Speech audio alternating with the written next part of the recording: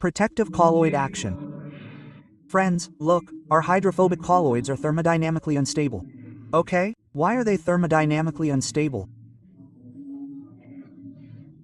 Look, these hydrophobic particles are our solvent heating particles. Okay, so they don't mix with the solvent. So, what do? All the hydrophobic particles try to come together.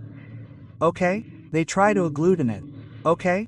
Therefore, our hydrophobic colloids are thermodynamically unstable. So, what is the way to make them stable? What is the way to protect them? Okay, so, look, the way to protect them is to protect them from the hydrophobic ones, okay? We have a hydrophobic colloid, so I add a hydrophilic colloid to it.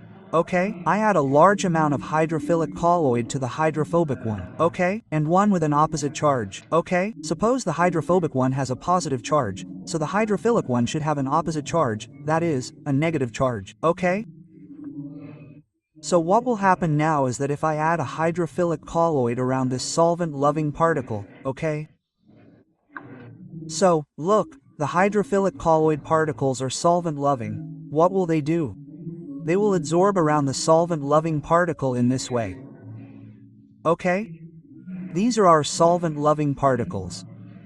Okay, so, in this way, the solvent-loving particles will adsorb onto the solvent-loving particle. Okay, now, once these solvent-loving particles are adsorbed onto it, these particles will not agglomerate with each other.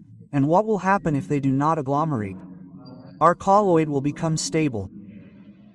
Okay, our colloid will become stable. Okay, in the same way, other particles will also get adsorbed on it. Okay, so what happens? Like on hydrophobic particles, we add hydrophilic colloid in large amount. Okay, hydrophilic particles get adsorbed on hydrophobic particles.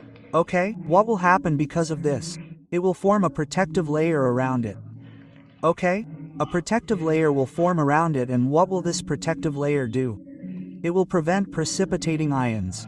Okay, it will prevent precipitation of ions. Okay? And our colloid will become thermodynamically stable.